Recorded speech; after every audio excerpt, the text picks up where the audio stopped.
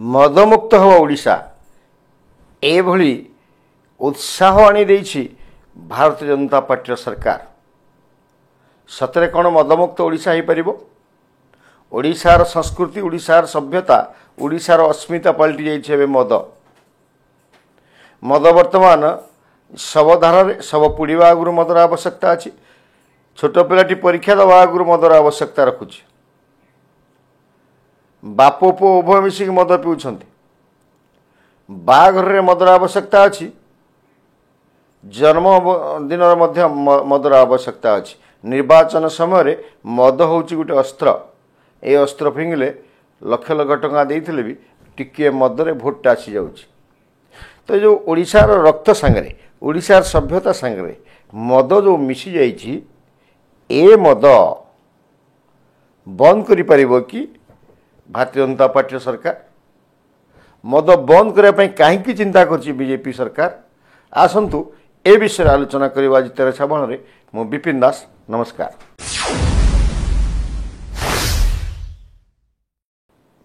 प्रिय दर्शक बंधु, मद ओडिशा रे मदर प्रचलन केबेठु हला?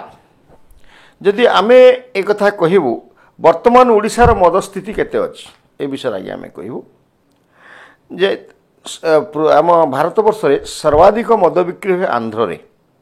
आंध्र लोक संख्या होचंती 14.6 मिलियन एवं एठी टोटाल मद दुकानी संख्या होची 228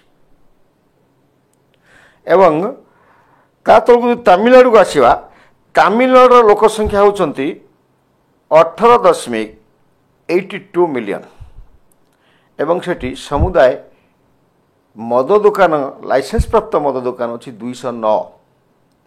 से अनुसार आम ओडिशा रे टोटाल लोक संख्या होचंती 4.5 कोटी एवं 2022-23 जदि आम मद दुकान संख्या देखा ताले एटी समुदाय विदेशी मद होची 1749, 1749 एवं देशी मद होची 623। एटा सरकारी स्तर कथा। बेसरकारी स्तर केते मद दुकान अच्छी आपण माने जानुथिबे। बेसरकारी आपन गोटे गाँ लोक होइथिबे, आपन गाँ रे प्रत्येक छकरे प्रत्येक साही रे गोटे गोटे मद दुकान होइथिबो एवं सेठिकी जो लाइसेंस वाला अछंती से विदेशी मद सेठी पठाउछन। जदि आपन अबकारी पुलिस को कहिबे से ताको धरिबा को आसीबे मोर तांकोटू मासिकिया फिक्स कर दोछंती एवं तांको गोटे लाइसेंस मिल जाउची, से माने फ्री रे मद बिकुछंती। पाखरे स्कूल अछि, बड़ बड़ जो अष्टम नवम कॉलेज झियो माने पाखरे ट्यूशन होउछंती, साइड रे मद बिक्री होउची। माताली माने कमेंट मारुछंती, अपराध वृद्धि होउची, आईन श्रृंखला विपर्यस्त होउची, किंतु सरकार तहबिल को टंका जाउची। जो आमे जदि देखिबा ए मद 2011 मसिया रे 11-12 मसिया रे दामराव जेतेबेले थिले अबकारी मंत्री, या संख्या थिला 1351 एवं मदरू राजस्व आसुथला 1,37,951। सरकार चली दरमा दि जाऊला, बजेट समतुल रोला 11 मसीहा कथा को। तो तापर अवस्था कौन है जे 2011 मसीह दामबाबूंकर अबकारी विभाग चलीगला परे गोटे एठी ओडिशा रे मद बिक्री गोटे शीर्ष स्थान को पड़ेगला। एठी जदि वर्तमान स्थिति आम देखू जे एठी जदि आम ऑफ शॉप केते, ऑन शॉप केते, देशी मद दुकान केते सरकारी स्तर रे सेटा मध्ये आपन डेलिब्रेट करछु। ऑफ शॉप होची ओडिशा रे 1026, ऑन शॉप होची 746, देशी मद दुकान जो अच्छी 156 एवं डिफेन्स कैंटीन 130। यहाँ दामबाबू समय ए संख्या थिला। परवर्ती अवस्था रे अबकारी मंत्री माने आछंती एवं अबकारी जो इनकम है जेटा ता कथा मध्य आम आपन को कहूँ जे 2012-13 रे थिला 1,37,000 951 ଟଙ୍କା। এটা ହଠାତ୍ ବଢ଼ିଗଲା 2022-23 କୁ 6,455 କୋଟି ଟଙ୍କା ଏବଂ ଏ ଯେଉଁ 22-23 এটা ବୃଦ୍ଧି ପାଇଲା 7,800 କୋଟି ଟଙ୍କାକୁ ଏବଂ ତତ୍କାଳୀନ ବିଜେଡି ସରକାର 24-25 ଚଳିତ ବର୍ଷର ଟାର୍ଗେଟ ରଖିଥିଲେ ମଦରୁ 10,000 କୋଟି ଟଙ୍କା ରାଜସ୍ୱ ଆୟ କରିବେ। ତ ଏଠି ଗୋଟେ ରାଜସ୍ୱ ଆଦାୟ କରିବାର ମଦ ପ୍ରମୁଖ ଦାବିଦାର ଥିଲା ଏବଂ ଏଠୁ ପ୍ରବଳ ମାତ୍ରାରେ ପଇସା ଆସୁଥିଲା ରାଜସ୍ୱକୁ। ଆମେ ଏ ଯେଉଁ ମଦୁଆ କେମିତି ସୃଷ୍ଟି ହେଉଛନ୍ତି, କେଉଁ ରାଜ୍ୟରେ କେତେ ମଦ ଅଛନ୍ତି ସେ ବିଷୟରେ ମଧ୍ୟ ଆମେ ଆପଣଙ୍କୁ କହିବା। ଆମ ରାଜ୍ୟରେ ବର୍ତ୍ତମାନ ଗ୍ରାମାଞ୍ଚଳରେ କେତେ ମଦୁଆ ଅଛନ୍ତି, କେତେ ମଦ ପିଉଛନ୍ତି। ଶୁଦ୍ଧ ଭାଷାରେ ଅଶୁଦ୍ଧ ଟିକେ ହେଉଛି କିନ୍ତୁ ମଦୁଆ, ଇଂରାଜୀ ତାକୁ ଡ୍ରଙ୍କର କହୁଛନ୍ତି। ଗ୍ରାମାଞ୍ଚଳରେ 30.2% ଲୋକ ମଦ ପିଉଛନ୍ତି ବୋଲି ସରକାର ଆକଳନ କରୁଛନ୍ତି, କିନ୍ତୁ ବାସ୍ତବିକ କ୍ଷେତ୍ରରେ ଏଇଟା ବହୁତ, ବାସ୍ତବିକ କ୍ଷେତ୍ରରେ ଏଇଟା ବହୁତ। ଆମ ଆକଳନରେ 70ରୁ 75% ଲୋକ ଏବେ ମଦ ପିଉଛନ୍ତି। ଇଲେକ୍ସନ୍ ଆସିଲେ 90ରୁ 95% ଲୋକ ଆଲକୋହଲିକ୍ ୟୁଜ୍ କରିକି ଭୋଟ ଦେଉଛନ୍ତି ଏବଂ ଟାଉନ୍ ଅଞ୍ଚଳରେ, ସହରାଞ୍ଚଳରେ ବର୍ତ୍ତମାନ ସରକାର କହୁଛନ୍ତି 22.7 ହେଉଛନ୍ତି ମଦୁଆ।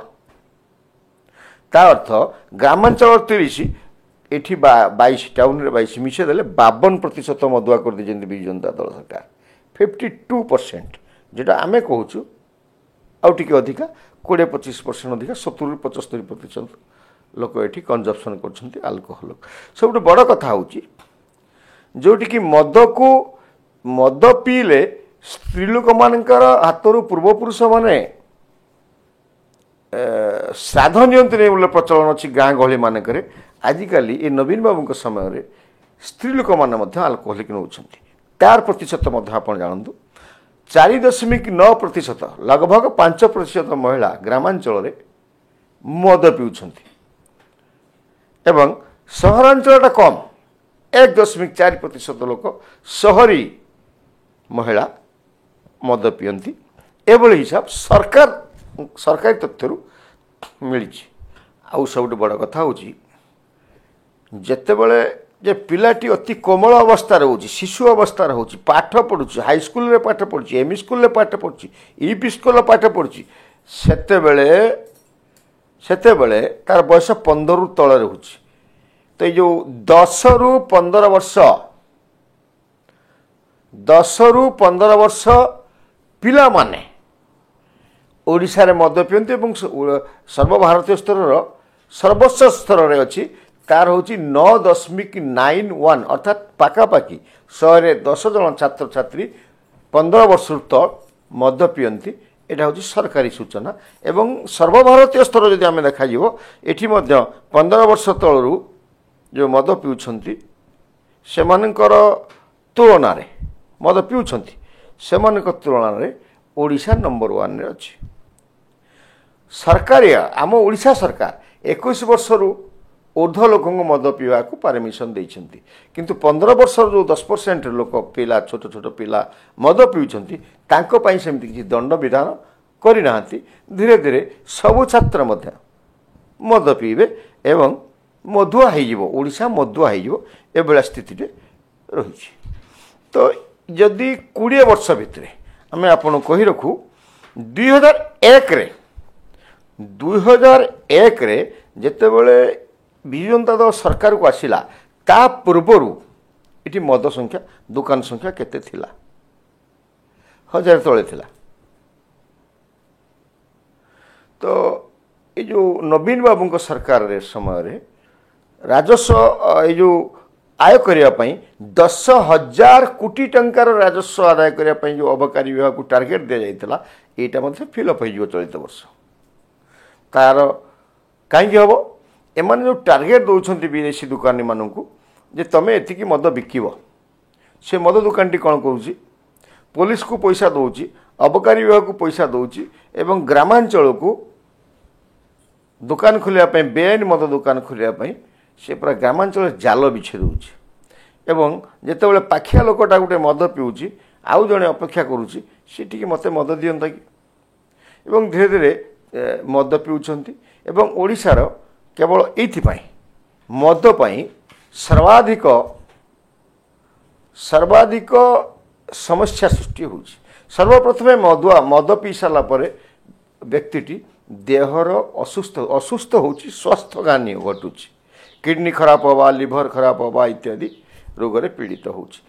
द्वितीय आर्थिक समस्या सृष्टि होउछि, मदरे सबु पड़े जाउछि, अर्थ घरोई हिंसा लगी रही, स्त्री को पिटिवा, झील को पिटिवा, पुओ को पिटिवा, मद नदेले हाणी पकेवा, बाप को हाणी पकेवा, माँ को हाणी पकेवा, स्त्री को डिवोर्स करवा इत्यादि इत्यादि चली एवं आईन श्रृंखला विपर्यस्त हो। मद बेकारी तो अच्छा ना, मद पीले कौटी मद पीबे से जाकि गंडगोल कले, छिनताई कले, चेन छिंडेले एवं जो नारी मान प्रति निर्यातना वृद्धि होउची, रेप संख्या बढ़ुची, टणा उटरा बढ़ुची, कमेंट बढ़ुची। अपन देखिए छोट छोट पिला झील जो हाईस्कल को जाऊँ ता गेट पाखे मद मान आड्डा होउची एवं सेठी कमेंट पास होउची एवं देखिए हाईस्कल झील मानू से एमती माताली मद मान एमती हतोत्साहित कर बहुत पिला आसुना स्कूल छाड़ी देलानी, कारण आईन श्रृंखला पुलिस मदुआ मान हाथ टेकी देछि, मंथली नौछि एवं एलाउ कर देछि। ये अवस्था ओडिशा रे अछि, आईन श्रृंखला संपूर्ण भाव में विपर्यस्त हो पड़ी। आम ये कही रखा गुजरात, बिहार, मिजोरम, नागालैंड आदि राज्य में मद बिक्री को निषेध कराई, मद मुक्त राज्य कराई। अवश्य बिहार रे गला जो 2016 मसीह 199 जन चूरा मद बेपार चलता पीक विषाक्त मद पीकी मरीते से सख्त कठोर दंड कराई 13 जन को से आजीवन कारादंड दंडित होती। ये अवस्था सेठी। तो वर्तमान कथा हूँ हठात जदि यही परिस्थिति 10,000 कोटी टंका अबकारी विभाग आय आसूची, ये जदि हठात मद बंद कर दिया जाए दुई प्रकार असुविधा हम।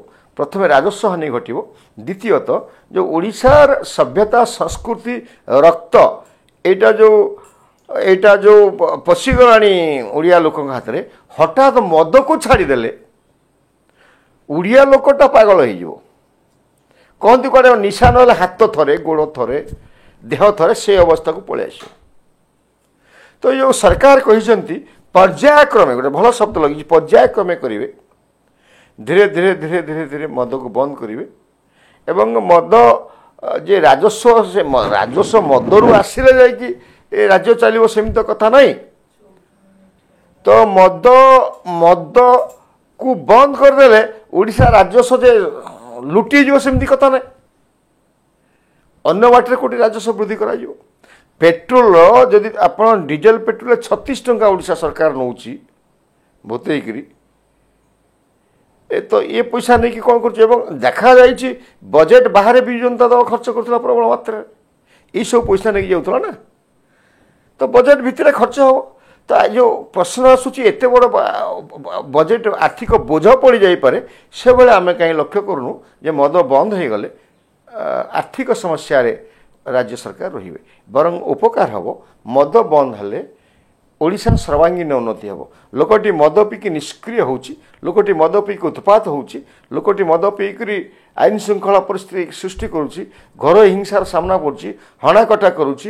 यही सबू मद बंद हो गले अपराध 60 भाग बंद हो तो आम आमर आकलन कहूँ। तो विशेष करिकी बिजु जनता दलर जो माने अच्छी जो माने मद देकी जीतिकी आसुले से भाया लोक भारतीय जनता पार्टी थे, कांग्रेस पार्टी थे, मन ना किंतु सिंहभाग लोक मद मद माता मद पीउथुवा लोक बिजु जनता दल अच्छा, सब दल अच्छा आम कही रखुचु, किंतु सिंहभाग लोक बिजु जनता दल में बेसी मद पीउथुवा लोक अच्छा जो मानक असुविधा हम। ग्रामांचल में आलोचना हो सरकारटा कौन आम मद बंद करदे आम कौन पीवा आम केमी चलवा, तो तांकर प्राधान्य कमिब। मदुआ सागर भद्रलोक कथबार्ता करती ना, तो आगे ଯଦି ବିଜୁ ଜନତା ଦଳ କର୍ମୀମାନେ ମଦ ନ ପିଅନ୍ତି ତାଙ୍କର ପ୍ରାଧାନ୍ୟ କହିବ ଏବଂ ବିଜୁ ଜନତା ଦଳର ଭୋଟ୍ ମଧ୍ୟ କମିବାର ଆଶଙ୍କା ଅଛି। ତ ଯାହା ହେଉ ଭାରତୀୟ ଜନତା ପାର୍ଟି ସରକାର ଯଦି ଓଡ଼ିଶାକୁ ମଦମୁକ୍ତ କରିବେ ଏଇଟା ଗୋଟେ ସ୍ୱାଗତଯୋଗ୍ୟ ପଦକ୍ଷେପ ହେବ। ସାଉଦି ଆରବ ଭଳିଆ ରାଷ୍ଟ୍ର ସମ୍ପୂର୍ଣ୍ଣ ମଦକୁ ବ୍ୟାନ୍ କରିଛନ୍ତି ଏବଂ ଇସଲାମରେ ମଧ୍ୟ ଅଛି ଯେ ମଦକୁ ହାରାମ କୁହାଯାଇଛି ଏବଂ ପାକିସ୍ତାନରେ ମଧ୍ୟ ମଦ ବ୍ୟାନ୍ ଅଛି ଏବଂ ଏବେ ଏବେ ଖୋଲିଛି ବଡ଼ ବଡ଼ ଏ ଯେଉଁ ସିଗ୍ନିଫିକାଣ୍ଟ ଯେଉଁ ବଡ଼ ବଡ଼ ବାର୍ରେ କିଛି କିଛି ମିଳୁଛି। ତ ଓଡ଼ିଶା ସରକାର ଯେଉଁ ପର୍ଯ୍ୟାୟକ୍ରମେ ବନ୍ଦ କରିବେ ବୋଲି କହିଛନ୍ତି ଆମେ ପ୍ରସ୍ତାବ ଦେବୁ ମଦ ଉପରେ ହେଭି ଟିକସ ଲଗାଯାଉ ଏବଂ ଏଇ ଯେଉଁ ଶାଗ ମାଛ ଭଳିଆ ମଦ ଦୋକାନ ସବୁ ଲାଇସେନ୍ସ ଦିଆଯାଇଛି ଯେଉଁଟା ବନ୍ଦ କରାଯାଉ। ଯେମିତି 2000 ମସିହା ପୂର୍ବରୁ ସହରାଞ୍ଚଳରେ ଗୋଟେ ଦୁଇଟା ମଦ ଦୋକାନ ଥିଲା ଏବଂ ମଦୁଆଙ୍କ ସଂଖ୍ୟା କମ୍ ଥିଲା ସେଭଳି ବ୍ୟବସ୍ଥା କରାଯାଉ। ଏ ଯେଉଁ ଅଛି ବର୍ତ୍ତମାନ ଆମର ଯେ ମଦ ଦୋକାନ ପ୍ରବଳ ମାତ୍ରାରେ ଅଛି 1959ଟା ସରକାରୀ ମଦ ଦୋକାନ। ଏ ମଦ ଦୋକାନୀକୁ 1000 ଭିତରେ ପ୍ରଥମେ ସୀମିତ ରଖାଯାଉ ଏବଂ ମଦର ଉପରେ ଏତେ ଟିକସ ଭରି ଦିଆଯାଉ ସାଧାରଣ ଲୋକଟା ସେ ମଦ କିଣିକି ପିଇପାରିବ ନାହିଁ ଏବଂ ଯେଉଁ ଗ୍ରାମାଞ୍ଚଳରେ ଛତୁଫୁଟିଆ ଭଳିଆ ମଦ ଦୋକାନ ଅଛି ସେଗୁଡ଼ିକୁ ବନ୍ଦ କରିବା ପାଇଁ ସରକାର ଆଇନ ଆଣନ୍ତୁ। ମଦ ଦୋକାନ ବେଆଇନ ମଦ ଦୋକାନ ଯେଉଁଗୁଡ଼ା ଚାଲିଛି ଯେଉଁମାନେ ମଦ ବିକିବେ ତାଙ୍କୁ କଠୋର ଦଣ୍ଡରେ ଦଣ୍ଡିତ କରାଯାଉ ଏବଂ ଫୌଜଦାରୀ କେସ୍ରେ ତାଙ୍କୁ ରଖାଯାଉ ଏବଂ ସର୍ବନିମ୍ନ 10 ବର୍ଷ ଜେଲର ବ୍ୟବସ୍ଥା ହେଉ ଏବଂ ଯେଉଁମାନେ ଚୋରା ମଦ ବିକୁଛନ୍ତି ମହଲ ତିଆରି କରୁଛନ୍ତି ସେମାନଙ୍କୁ ମଧ୍ୟ ଯେଉଁ ପୁଲିସ ପ୍ରଶାସନ ଅବକାରୀ ବିଭାଗ ଯେଉଁ ସାଇଲେଣ୍ଟ ବସୁଛନ୍ତି ତାଙ୍କୁ ତାଙ୍କିରି ପଛରେ ଲଗାଇ ଦିଆଯାଉ ଏବଂ ଚୋରା ମଦ ବନ୍ଦ ନ କଲେ ଏଠି ବିଷାକ୍ତ ମଦ ପିଇକି ଲୋକ ମରିଯିବାର ଆଶଙ୍କା ଅଛି। ଭାରତୀୟ ଜନତା ପାର୍ଟି ସରକାର ବଦନାମ ହେବାର ଅଛି। ସେ ଚୋରା ମଦ କେମିତି ବନ୍ଦ ହେବ ତା ବ୍ୟବସ୍ଥା ମଧ୍ୟ ସରକାର କରନ୍ତୁ। ଯଦି ମଦ ଦୋକାନ ଖୋଲିବା ସଂଖ୍ୟା କମିଯିବ ମଦ ଯଦି ଖୋଲମଖୋଲା ନ ମିଳିବ ଅଟୋମେଟିକ୍ ମଦୁଆଙ୍କ ସଂଖ୍ୟା କମିଯିବ ଏବଂ ଆଇନ ଶୃଙ୍ଖଳା ବିପଦସ୍ତ ହେବ ନାହିଁ, ପାରିବାରିକ ହିଂସା ହେବ ନାହିଁ, ଲୋକଟିର ଆର୍ଥିକ ଦୁର୍ଗତି ହେବ ନାହିଁ, ଉନ୍ନତି ହେବ ଏବଂ ଓଡ଼ିଶା ଖୁସିରେ ନାଚିବ, ଆନନ୍ଦରେ ନାଚିବ, ମଦମୁକ୍ତ ଓଡ଼ିଶା ହେବ ଏଭଳି ଆମେ ଆଶା କରୁଛୁ। ଆଜିର ଏପିସୋଡ଼ଟା ଆପଣଙ୍କୁ କେମିତି ଲାଗିଲା ନିଶ୍ଚିତ ଭାବେ ଆପଣ କମେଣ୍ଟରେ ଜଣାଇବେ। ନମସ୍କାର।